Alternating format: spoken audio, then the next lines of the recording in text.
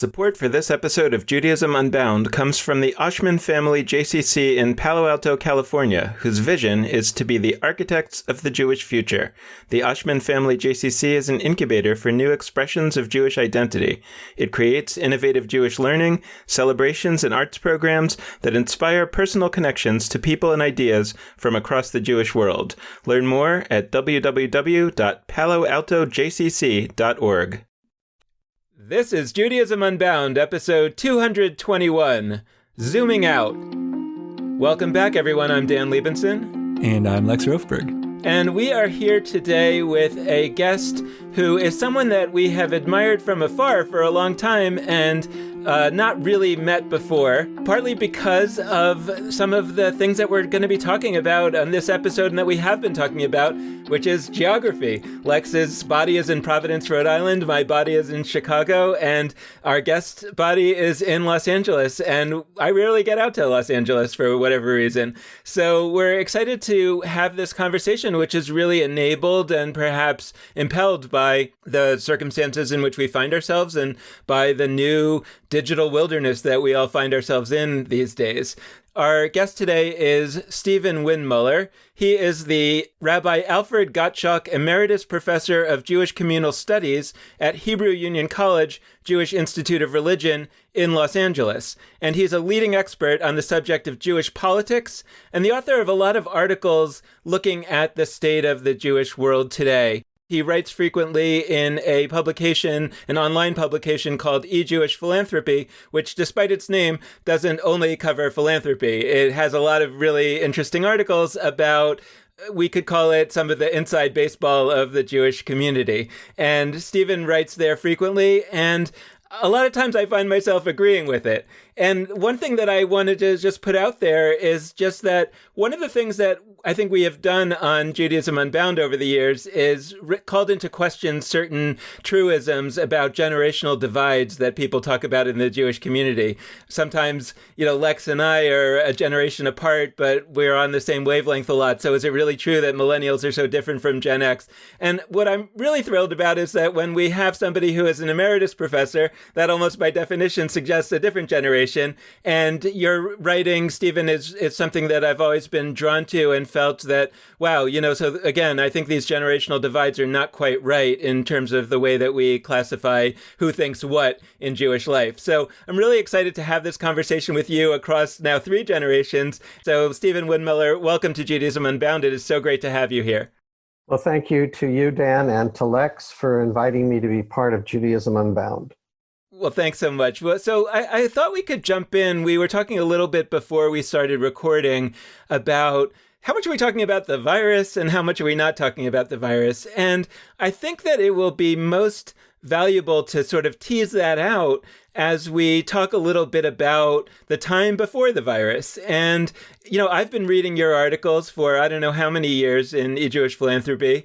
And there have been a few times in the past where, the very few times when I've been coming to Los Angeles where we've tried to get together and weren't able to make it happen. And so, but that was all long before any kind of coronavirus, any kind of physical distancing. And I had felt that you were among the people who were really able to take a look at the Jewish world and the Jewish community and its structures in a clear-headed way and a really helpful descriptive way. And I'm curious if you could share with us just a little bit of the landscape of the Jewish community in America as you have been seeing it over the last few years before the coronavirus happened.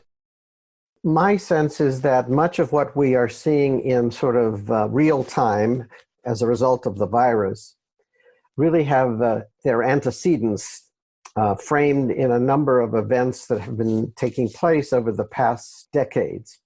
For example, I honestly believe that the 2008 recession created a good deal of the momentum for the changes we have already begun to see and would trigger a number of new behaviors or responses to how the Jewish community would ultimately be organized and reprioritized. I would partially suggest that there are some generational issues here, and they will be reflected, interestingly enough, by the generations that were directly impacted by 2008 and now by the 2020 coronavirus. I believe that younger American Jews, similar to their probably grandparents and in some cases great-grandparents, were impacted by the 1929 stock market collapse and the Great Recession that followed. There are very distinctive behaviors associated with the generations that came after the 1929 events. And I am making a supposition that some of that behavior, or those types of behaviors, both in economic terms, in organizing and affiliation realities, will also be seen in the context of the events we are now living with. The second factor is that the demographics of the Jewish community have suggested for some period of time that we have infrastructures far larger than what we are able actually to afford, so that part of the downsizing and the culture of merger and collaboration that we both see now and that we began to see already in 2008 are reflective of the demographics of a Jewish community that is smaller, older, and in some measure has also changed as a result of the generational shifts that I spoke about earlier. There's a way to understand, and I think this is what you're saying, there's a way to understand the Jewish community that we kind of know from the early 21st century as being the product of a bubble that happened perhaps in the mid-20th century, in the 60s, 70s, 80s, that essentially the Jewish institutions were overbuilt because of a set of demographic circumstances, such as moving out to the suburbs and Jews not being so socially welcomed. And so there would then be built all these JCCs and all these synagogues and other kinds of entities that were really there to help Jews find places to be socially. And as soon as that changed and Jews were more welcomed socially in other places, they didn't need all that much anymore. It doesn't mean they didn't need any, but they didn't need as many anymore. And so that there was just a sense that maybe what we're starting to experience is kind of a right sizing as opposed to some kind of tragedy of disaffiliation. Dan, you're correct. And I think we can look at the Jewish communal development in three sort of historic phases. Certainly from 1880 to 1920, during the mass immigration into the United States of 1 million Jews from primarily Eastern Europe, we saw the creation of what we would all describe as legacy institutions, those core denominational, cultural, religious, human service delivery institutions that defined the American Jewish scene from the 1920s moving forward. These institutions, as you correctly point out, were adjusted or adapted to the events surrounding the end of the Second World War, the emergence of the State of Israel, and the development of a generation of Jews. I sometimes like to describe the sort of the greatest generation of Jewish leaders and institutional creators who sort of reinvented that model to serve the Jewish community around memorializing the Holocaust, defending and protecting Israel, and ensuring the American dream, the American story, is fully vetted. And that period of the post-Second World War era is really defining that.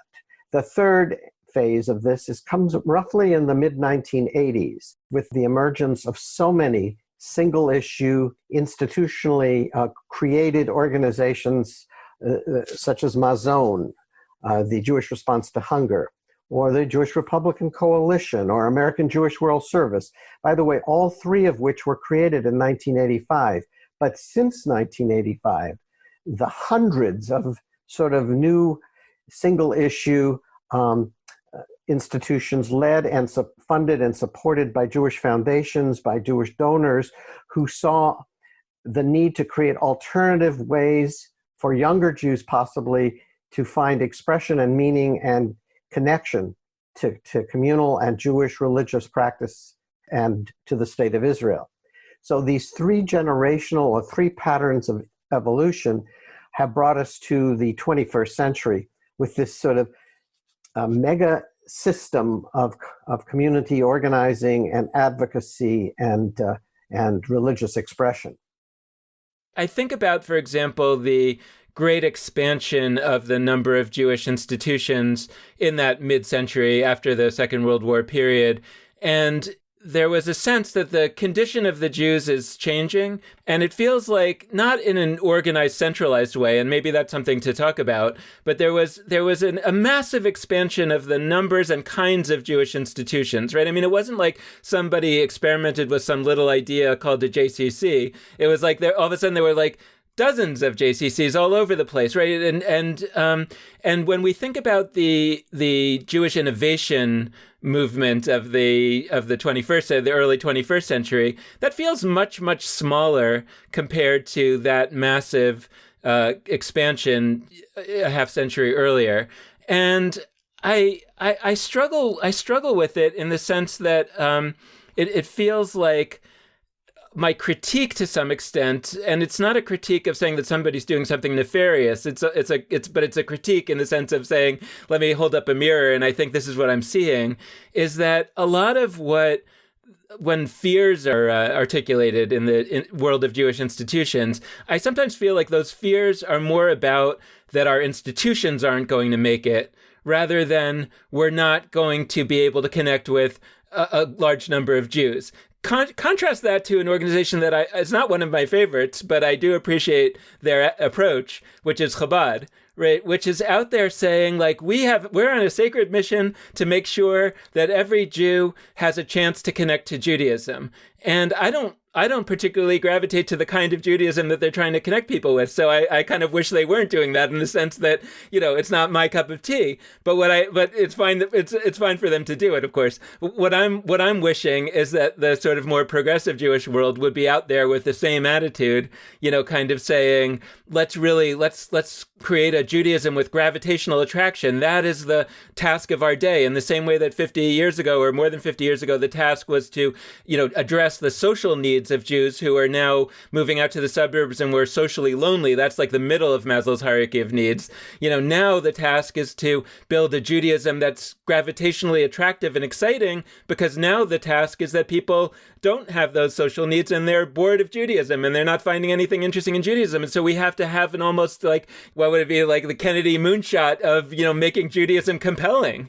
And it just doesn't feel like that's what's driving the decision making of the Jewish community. It feels that it's much more about an economic fear of loss than the risk of a squandered opportunity of gain.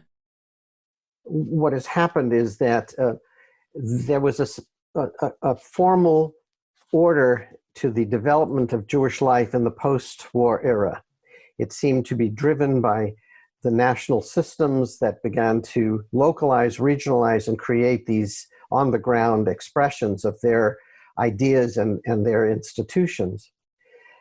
What has occurred in the latter part of the 20th century, and is reflected in the general culture as well, is a kind of distribution economics, where this $10 billion Jewish enterprise, and that's what some economists believe we might really describe as really the Jewish model today, is built around the vision and wisdom and insights of particular donors and funders who are not in lockstep with one another or with a central agenda. But what we have is really this let many flowers bloom phenomenon.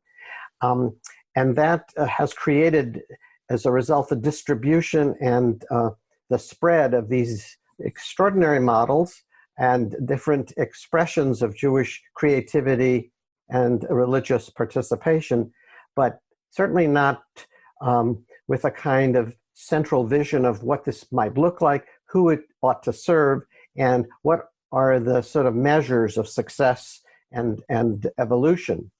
You point to Chabad, and I wrote in 2012 a piece in Jewish Philanthropy and elsewhere called Unpacking Chabad, and taking a look at a number of the factors that contributed to why it is such a success story with its 4,000 operatives across the world, its ability to, in a sense, create an imagery of its being an authentic or the authentic Jewish expression.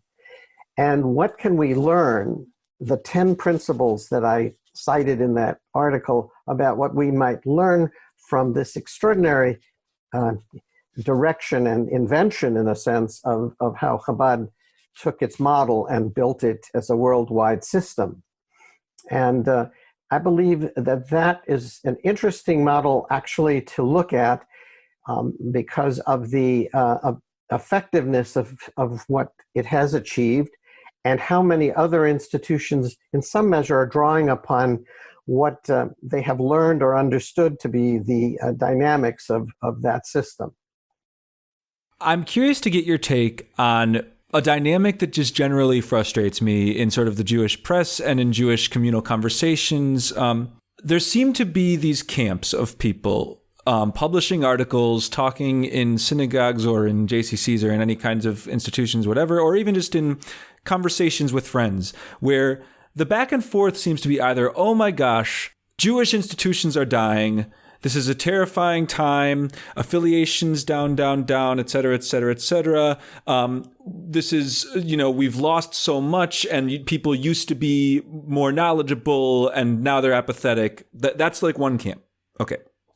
Other camp seems to be, how dare you? This is actually the greatest time of all time to be Jewish, across every era and context. This is amazing. And look, I am, somebody who loves the digital ecosystem, but like we've got the digital world now. People are able to be in touch in ways they never could before. Like this is in so many ways the only time that so many Jews who are engaging would ever have engaged in the way that they are. Previous eras, they couldn't have done that. Wow.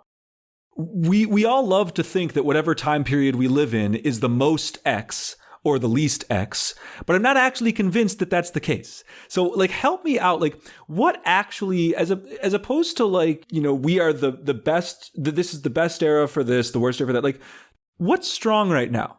When you think about the scope of the last few generations of Judaism, both your own personal experience and your scholarship, your all of the learning you've done, like what right now really is exciting and a form of Jewish engagement or learning or participation that is thriving in a way that maybe isn't unprecedented, but hasn't recently been precedented? And on the other hand, what things are there to be concerned about? Are there elements of Jewish life that might be weaker now than a decade ago or a generation ago or a century ago? Like, how can we wade through those questions without necessarily jumping to, we're the most, we're the least, we're the best, we're the worst? I think we have to look at some of the really interesting factors that sort of frame why people are sort of moving to one camp or the other. First of all, this is the first generation in which we have such extraordinary wealth in the Jewish community to experiment and to grow some of the models that we have seen. People have far more choice in terms of the ways by which they express Judaism. Yes, historically, there were different camps and there were different ideas about Jewish living and culture and language and value, but those are minimal compared to the kinds of diversity of thought and potential practice that Jews have in the 21st century. I also believe that this is a unique moment in certainly the American Jewish story because it has permitted Jews who are not necessarily in leadership roles or who have titles to be able to define and articulate for themselves particular streams of thinking and practice and action. And that is a very different story than what might have been the historic model of the sort of rigidity of community that we saw evolve in the 19th and early 20th century. Yes, there are some issues we need to be concerned about, but there are also some extraordinary opportunities which we also need to take advantage of. There isn't a Jewish community today, and I think we need to sort of break the sort of imagery that one people, one destiny is somehow still a slogan and a framework for how the community sees itself and operates. In reality, American Jews are self-defining their Jewish journey. And the second reality is that there are the resources available to sort of permit and generate these sort of different expressions. And that's an extraordinary place to find ourselves. I do worry that intermarriage, issues associated with misreading or misunderstanding this diversity of community or communities has led some American Jews to sort of create an orthodoxy of expectation and expression. Should you or should you not be defined as Jewish or Jewishly committed?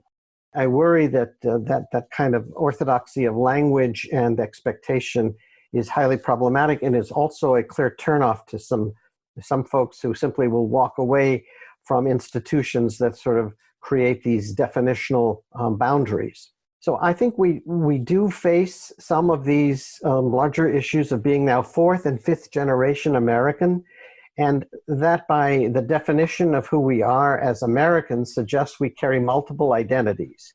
And our Jewish soul, our Jewish piece, is but one of the several identity packages that I think American Jews are today blessed to own. And we have to sort of understand those realities up against this maturing or changing of generations and culture.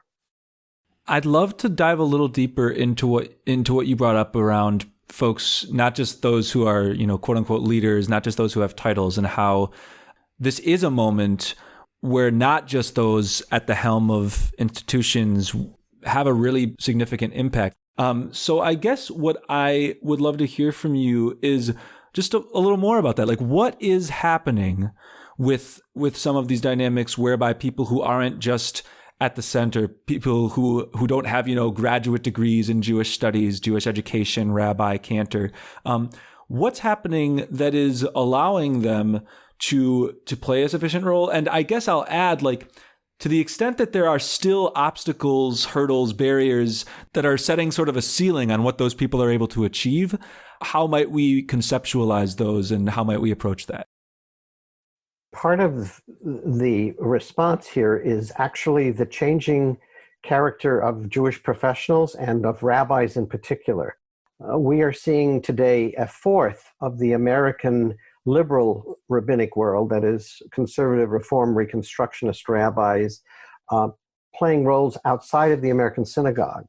And that number will continue to expand as they become chaplains and teachers, as they take on roles in the nonprofit sector, in community and civic organizations, as they play roles in other settings. Because the Jewish world itself, on the definitions that we've been talking about, have so rapidly and rather radically changed. The second outcome of this has to do with the fact that authority in the Jewish community has shifted from the world of the rabbinate, the world of community organizational press statements and other sort of expressions of the voice of communal authority or communal control. That has shifted to the sovereign self, to the individual's own ability to define what he or she will accept as messaging and as institutional truths, if you wish. This capacity of individuals to stipulate their terms for participation and connection to anything larger than themselves. And part of it is reflected in the fact that they are articulating by their support and their personal practice their own messaging of what constitutes Jewish life and Jewish belief and Jewish advocacy. Every Jewish institution today almost has a shadow government. So if AIPAC is seen as the central voice of the Jewish connection to Israel, then J Street and other expressions are seen as the backbenchers. And I think we see some of those same parallels or behaviors elsewhere in our system, as even in the denominational Jewish world, in religious expression, you have the affiliated with the formal systems of the Reform, Conservative, Reconstructionist, and Orthodox worlds. And then you have this array of unaffiliated, independent institutions and minyanim that are expressing themselves on their terms. Authority is being challenged, and the capacity to create shadow regimes or institutions is a reflection of some of these pieces. Your description makes me think about another shadow. Like, I actually think there are two shadows. There's the sort of shadow government. What do they call it in England? They have the whole government. The opposition has a whole government set up. Yes. Kind of in exile. But both of those are in the system. So this one says, well, the conservatives have gotten the reins of power, so we're going to set up a liberal alternative government in waiting, this kind of thing. And maybe at some point the tables will turn and we'll be elected, and then it'll be reversed. I almost feel like there's this other shadow, which is folks like us.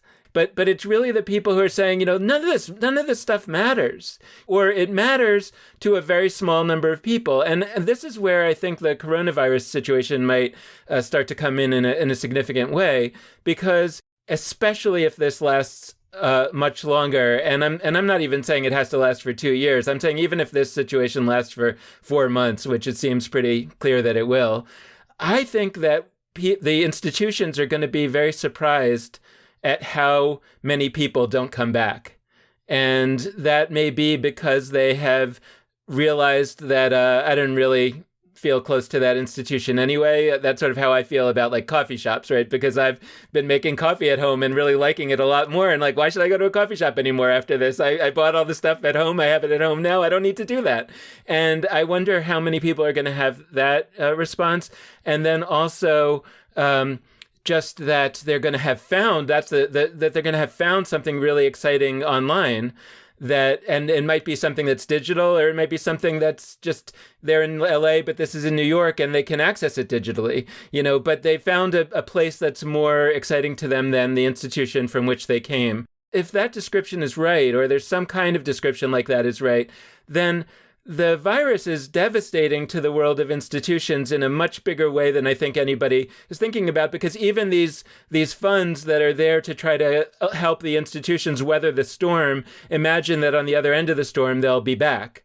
And I don't think they're going to be back, or I think they'll come back and then they'll quickly merge or go out of business because they're not going to have enough people. And the thing that I want to make the connection to everything that you're saying is that I'm looking around in this digital wilderness where we are now, and we're part of it, but there's also a lot of other small organizations that I think are doing incredible work online, and that they're being incredibly successful, and their budget is like close to nothing. And there are these organizations out there with multi-million-dollar budgets that are almost doing nothing. And it's kind of hard to conceptualize how on the other end of this, that is a situation that makes sense anymore. And I wonder that to the extent that it does, are we now going to have all the same institutions that we had before the coronavirus? It's just serving a lot fewer people. And at what point is somebody, whether it's funders or somebody else, going to say, like, this doesn't make sense anymore? Like, we actually are in a situation again, like the 60s and 70s, where there's a massive, or even think about the Russian migration, or these massive movements that at some point they're massive enough where somebody says, hey, you know what, we have to do something in a massive way. And we're going to have to reorient the entire way that all of our resources are deployed, because the way that they have been deployed just makes no sense. And I guess I'm wondering, again, I'm saying it in a kind of extreme and ungenerous way, but I'm curious if you could help us, from the perspective of a political scientist, of somebody who really, looks at these trends, to say, like, am I wrong and there's actually another way to look at it, or am I right, maybe saying it a little too extremely? But help me, put a little bit of academic meat on these bones. There is an existing debate currently going on, not just in the Jewish world, but in the sort of the social science world, of whether this type of moment will generate or regenerate the idea of community. I mean, we're Robert Putnam in the 1990s talked to us about bowling alone and the disengagement of community and of the civic order. There's an argument today that we may see the rebirth of community. Now, in what shape and form may tie into some of your observations about institutions and their status. We'll come back to that in a moment. The other interesting conversation is about religious revivalism. There were periods in American history in which the Jewish community benefited from religious revivalism. After the Civil War, it is therefore not surprising that you see the birth of Reform Judaism and then to quickly be followed by conservative Judaism and then the American world of Jewish Orthodoxy in sort of three decades of the 1870s, 80s, and 90s of the 19th century, where we saw this explosion of Jewish religious organizing, but also within Protestantism and within the Catholic world as well. So the question has been raised, are we about to see a religious revival in America? So those two sit at the top of this sort of conversation, but underneath it, we see the discourse around the very issues you pose. So are organizations preparing for what is about to happen? In some cases, there is a reality already well underway, way before this moment, that memberships in synagogues and JCCs, Federation Giving, and in other indices of measure that we saw dropping numbers. Will this expand that? Will this, sort of implode the communal system further? And we would see the closure or mergers or ending of certain types of services. I am aware of a number of synagogues at this point that are actually already in conversations about either merging or changing some of the core sort of principles or guidelines by which they have operated. So that is a factor on the ground for institutions. The way federations, as an example, or the way some of our community advocacy groups were organized will not be the system or model for moving beyond this point, that the fundamental reconfiguration of how one talks about community organizing and community organizational life. I saw a strategic plan yesterday of a particular JCC, and it raises all these reality checks of what needs to be addressed and what are the possibilities here. Will people return? And if they don't return, are there ways to engage them differently? And part of the conversation, as experienced in that document and in others, is, all right, we've seen this extraordinary growth in the last 4 to 6 weeks of the use of technology, of Zoom, this extraordinary amount of information, of programming. We've seen groups, whether they are what we would call traditional or legacy organizations or startups, doing some marvelous teaching and interventions to sort of keep in touch with community, so that the virtual Jewish community may become much more a core element to anything that we see happening beyond the virus and beyond these moments in time.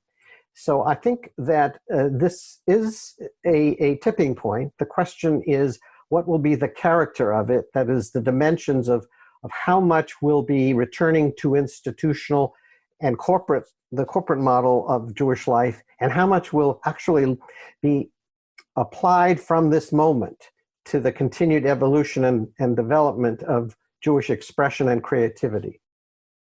I really love that you brought us back to the late 1800s. I like that for a bunch of reasons.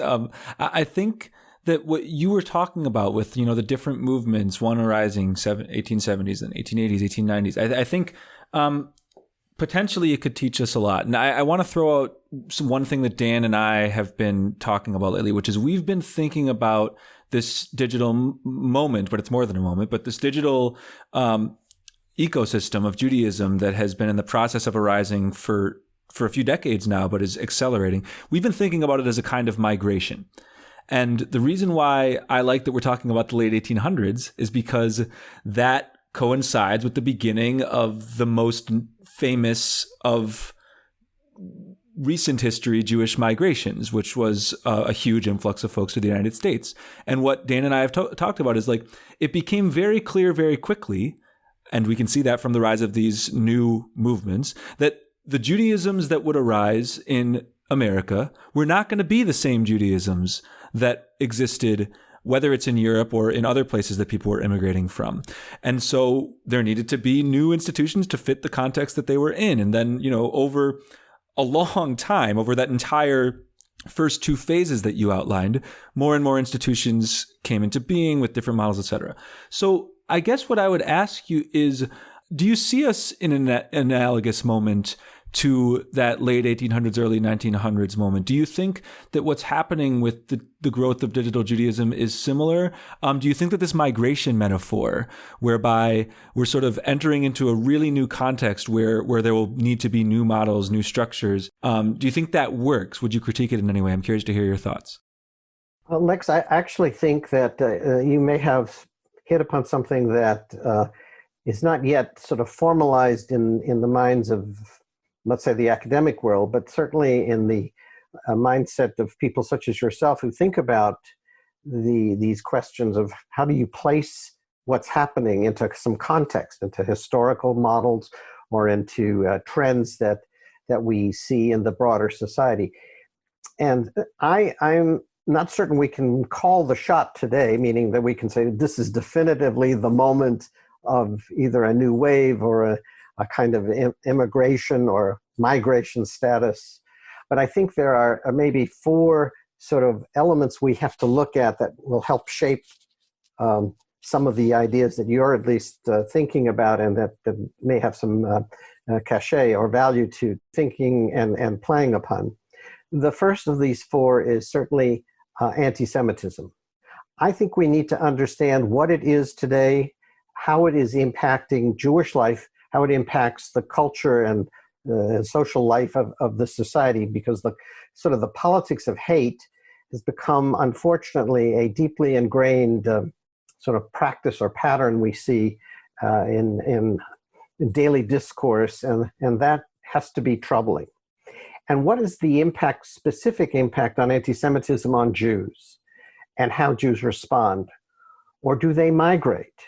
Do they feel that they're uncomfortable living in a society in which the Pittsburghs, the Charlottesvilles, the Poways, or other such sort of moments are increasingly becoming a kind of mantra of social behavior or social ideas?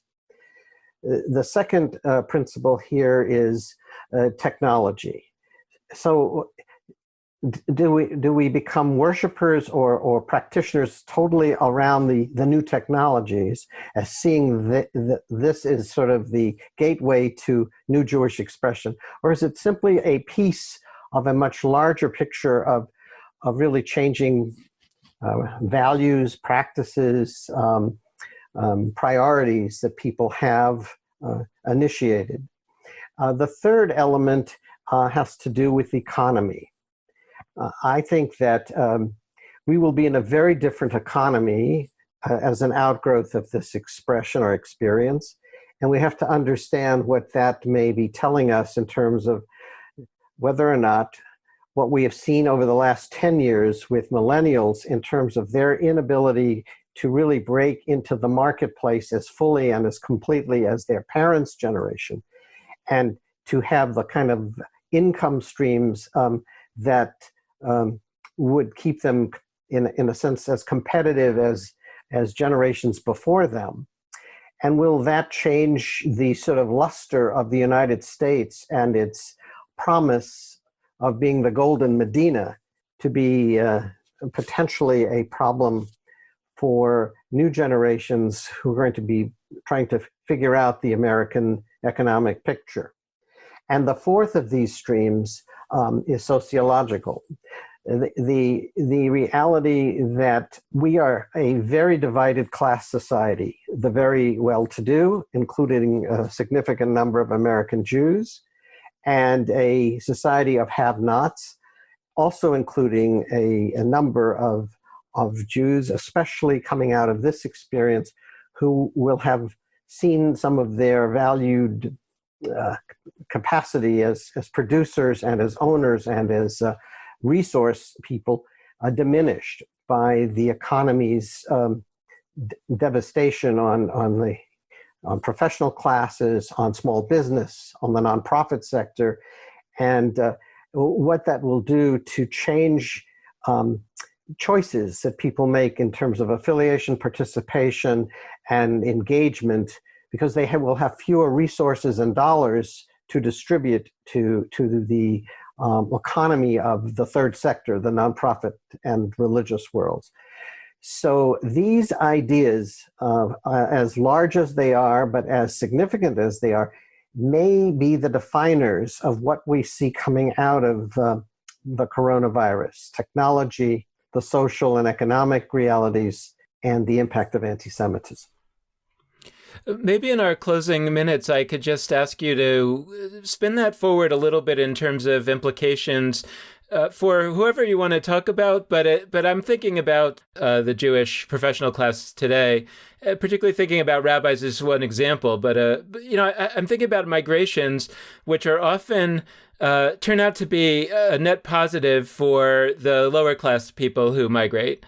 But there may be reasons like anti-Semitism that, for example, Russian doctors might immigrate to the United States, but they can't be a doctor anymore. And they can't, I don't know if they made that much money in Russia when they were a doctor, but they had more prestige. But here they are making maybe less money and certainly less prestige. And I'm thinking about those, that's a negative reason. I'm also thinking about the early days of the state of Israel when there were people making aliyah for ideological reasons. And there too, a doctor might have ended up as a farm hand at the kibbutz, and that there are times in migrations where the professional class of the previous landscape can't continue in those roles. But I guess I'm asking, it seems pretty clear to me that we can't retain the number of organizations that we've had, which means there'll be fewer jobs at high-paying salaries. And even within those jobs, I wonder if they'll be able to continue to pay high-paying salaries. And, I work in this sector of the Jewish economy that pays extremely low salaries, but we have a lot of fun, and we feel like we're really doing that early foundation laying. But I wish that I could kind of recruit some folks from the rabbinate to come over and work over here, but we can't pay them a shadow of what they're making over there. And so the question, I guess, is what do you see in terms of the reorientation of the Jewish economy, so to speak, in terms of people? What will happen? It turns out that the Pew study on the American Jewish community is underway now. That is, as you'll recall, the 2013 Pew report was profoundly important to our community, and there is a second one now in the field, in play. And we may learn a great deal of data from people's reactions and perceptions about themselves, the community, and Jewish life, and the economy, in a sense, from that. The second will be that November of 2020 certainly will be a testing ground to see how Americans in general and Jews in particular are coming out of this experience and what that is going to reflect in the political choices we make. And that's beyond the presidency. It involves city and state officials.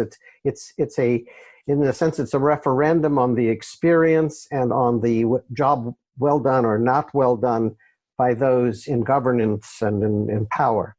The third will be the census. It will be coming to us in the early part of next year, and we will begin to get a greater sense of the health and viability of the society in many different ways.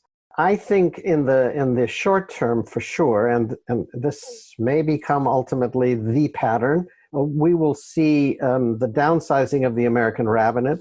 And this is not a news story. I think the rabbis themselves acknowledge and realize that there will be radical and immediate changes to their profession and to the Jewish communal professional class as well. And the larger issue will be whether or not the marketplace in general will be able to turn around more rapidly to employ the hundreds of thousands, potentially millions of folks who will not be able to return to the positions that they previously held, or that will be working on a reduced income and partialized salaries and functions.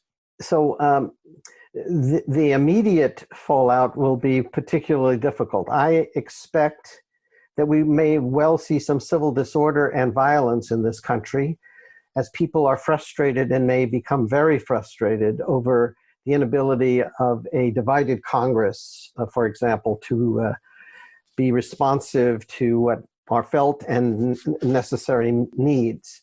I think that food and shelter become the very first issues of measure of how a society governs itself. Will our people be fed? And will there be adequate and secure housing? And then the third level of that, of course, will be, is there a kind of vision for the marketplace? Will there be jobs, and what kinds of jobs? So the portfolio for the next 6 months is particularly uncertain and could be particularly volatile. And I think that we will be measured, that is, the society will be measured not so much by how well we did during the coronavirus, but how well we help our society, and in the case of our conversation at this time, really about how the Jewish community is able to help itself and to prepare itself for the steps that will be necessary to sort of move through this without a huge amount of disruption, and allow for people to find ways to reconnect, and for professionals to be held with respect in terms of finding ways to engage them in maybe new ventures that will be necessary for what comes next. Well, we're going to close on that note. Thank you so much, Stephen Windmueller, for joining us. This has been a fantastic conversation. Thank you very much. All right. And thank you to all of you out there listening. We hope that you've enjoyed this episode of Judaism Unbound Live. We hope that you'll check out future episodes. Reminder that if you're listening to this on audio, you can tune in live with video, and you can do that at the jewishlive.org website or on our Facebook page, which is just Jewish Live, all one word. We love it. Dan and I love it when you are in touch with us with any questions, ideas, comments, really anything that you want to send our way. And you can do that through any of the following mechanisms. One is our Facebook page, or two Facebook pages, Jewish Live, all one word, and Judaism Unbound, two separate words. Another is our websites, judaismunbound.com or jewishlive.org. A third is our Twitter feed, at Judaism Unbound. And last but not least, there's our emails, which are dan@judaismunbound.com or lex@judaismunbound.com. The last request we like to make is that any amount of financial donation that you can send our way is greatly appreciated, and you can do that via jewishlive.org/donate or judaismunbound.com/donate. So thank you so much for listening, and with that, this has been Judaism Unbound Live.